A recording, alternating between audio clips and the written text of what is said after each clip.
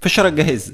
طب يلا بينا. بيبدأ فيلمنا مع يونغ، بنت غبية شويتين وبتكون شغالة جديد في مصنع للراديوهات، وبتسمع في السماعات ان هما يقطعوا الايد الشمال، وطبعا هم قصدهم ايد الراديو، ولكن يونج بتنفذ تنفيذ حرفي وبتعور ايدها الشمال جامد جدا. ومش تسكت بقى على كده، لا ازاي، فبتحط جوه القطع وصلة كهرباء وبتحط الفيشة في قلب الكهرباء، فبتترمي على الارض وبتترعش جامد جدا من كمية الكهرباء اللي دخلت جسمها، ودمها بيتصفى على الارض. وبعد الموقف ده بيدخلوها اهلها مصحة نفسية علشان تتعالج، وبتاخدها مريضة معاها اسمها سوي وبتتمشى بيها في المصحة وبتحكي لها عن زمايلهم اللي في المستشفى هنا. ويونج بتبقى نايمة زي الحجر، مش بتتحرك ولا بتتكلم، وبتيجي الدكتورة تشوفهم فبتتعصب جدا على سوي لانها خرجتها من اوضتها، وان ممنوع تخرج حد من غير علمها. فبتقول لها سوي ما تكلمهاش كده علشان هي مريضة، وبتسيبهم وبتمشي. وبيكون فيه 2 دكاترة ماشيين مع بعض في المستشفى وبيتكلموا عن حالة يونغ، وبتقول له الدكتورة ان جدتها كان عندها انفصام في الشخصية وفاكرة نفسها طول عمرها انها فار، وبتربي فيران كتير في بيتها على اساس ان هم ولادها وعيلتها وكده. وبيقولوا ان يونج مش قادرة تحرك ايديها حتى، ودايما عينها بتروح وبتيجي. وبالليل بتروح يونج عند ماكينة الاكل وبتطلب منها تاخد منها اي حاجة، وده بعد اذنها طبعا يعني. وبيجي بارك زميلها من وراها وبيحط فلوس في الماكينة وبينزل لها المشروب اللي هي عايزاه. وبتروح بعدها تكلم اللمبة وبتقول لها انها انسان آلي وانها محتاجة تشحن في اسرع وقت. والصبح زميلتها بتيجي تقول لها انها لازم تاكل علشان تشحن علشان ما يحصل لهاش حاجة. واول ما بيروحوا المطعم بتبدأ انها تاكل اكلها، ويونج العبيطة بتلمس بطارية بلسانها باعتقاد انها كده شحنت جسمها. وبعدها بتروح تراقب بارك، ولما بيشوفها بتجري منه وبتروح تحاول انها تخش جوا ساعة، ولكن طبعا مش بتقدر. فبيقرب منها بارك وبيقول لها انتي مجنونة صح، وبيسيبها وبيمشي. وبتقول له يونج وهي جوا انها مش مجنونة ولكن هي انسان آلي. وبالليل بتبدأ انها تكلم الراديو بتاعها في مواضيع عبيطة جدا. وتاني يوم بتروح لبارك وبتخضه لانها بتخش عليه بسرعة، فبيتعصب عليها وبيزعق لها وبيقول لها انت عايزة مني ايه. فبتقول له انها ماسكة نفسها بالعافية من قتل الناس البيض اللي مش بيتكلموا، وبتقول كلام كده عبيط مش مفهوم اصلا. فبيقول لها بارك انها لما تكلم حد تتكلم باسلوب مفهوم مش بالطريقة الهبلة دي، ولكن يونج بتفضل تتكلم بالطريقة الهبلة برضه. فبيصرخ فيها بارك وبيقول لها انها بتعصبه جدا كل ما بتتكلم، وانها تركز في كلامها لانه مش فاهم منها اي حاجة. وبيطلع النهار وبتكون لسه يونج بتتصرف شبه المجانين، وبعدها بتروح تسلم على كل اللي في المكان. بس الغريب انها بتشيل ايدها بسرعة، ولسه برضه صاحبتها بتاكل اكلها وهي بتلحس برضه في البطاريات علشان تتشحن. ويونج قاعدة بتشحن نفسها، بيجي بارك وبيسرق طقم اسنان جدتها، ولما بتيجي تلبسها بالليل مش بتلاقيها في العلبة، وبتعرف انها اتسرقت. فبتفضل تعيط وبتقول ان الاجهزة مش بتتواصل معاها غير وهي لابسة طقم السنان ده، وبتفضل تصيح كده طول الليل. وفي يوم بتعمل الدكتور اجتماع علشان تعرف شخصية كل واحد فيهم اكتر. فبيقول بارك ان هو من ساعة والدته ما سابت البيت واخدت كل فرش السنان معاها هو بقى حرامي وبيسرق من اي حد.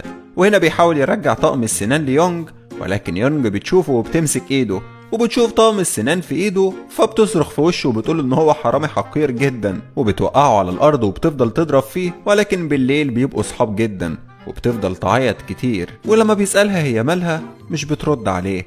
وبتكمل فقرة العياط دي، بس بارك بيحط لها ماسك وبيقول لها ان هو هيخليها انسان آلي ولكن خارق. وبعد شوية بتطلع الريسبشن وبتتخيل نفسها انسان آلي، وبتضرب نار على الممرضين بايديها، ولما بتخلص بيغمى عليها. وبيكون اساسا كل اللي شغالين واقفين مندهشين من العبط بتاعها. ولما جوب صاحبتها بتسمع الصوت بتيجي بسرعة وبتفضل مبتسمة، فبتقول لها الدكتورة انها سمعت انها بتاكل اكل يونج، فبتفضل تعيط علشان تخرج من الموضوع.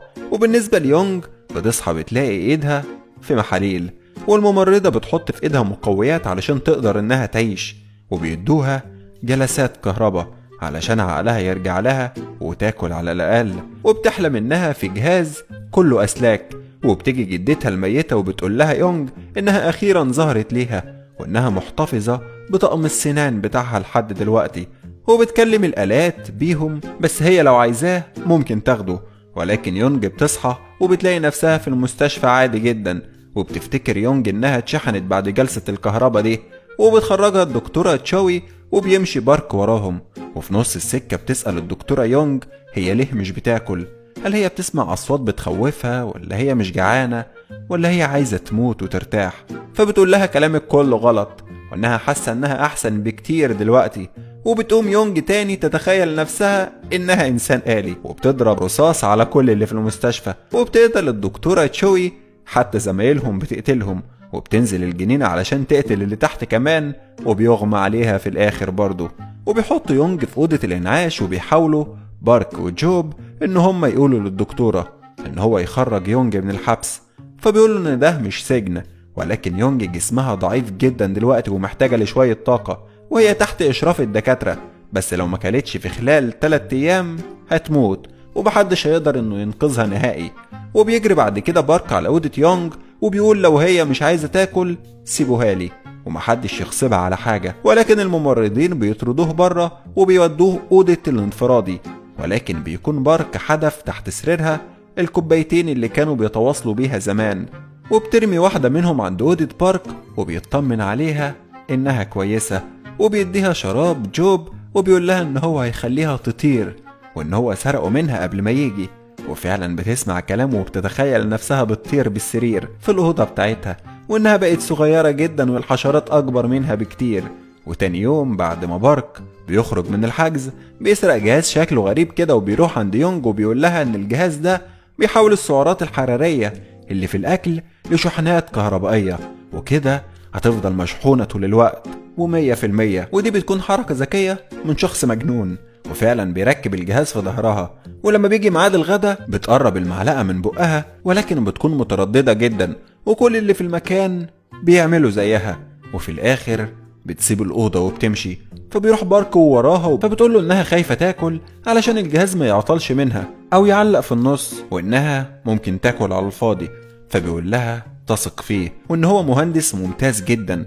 وفعلا المرة دي يونج بتاكل أكلها كله، وبتتخيل إن جسمها اتشحن فعلا، والسعرات اتحولت لشحنات كهربائية. وبعدها ولاد المجنونة بيخرجوا بارك ويونج في المطر، وعلى ظهر يونج عمود إرسال طويل جدا علشان البرق يجي فيه ويعملوا قنبلة عملاقة، ويستنوا كتير جدا، ولكن مش بتيجي أي شحنات برق. وبس كده. لو عجبك الفيديو ما تنساش تعمل لايك وشير وتشترك في القناة وتفعل الجرس علشان تشوف الفيديوهات اللي جاية. سلام.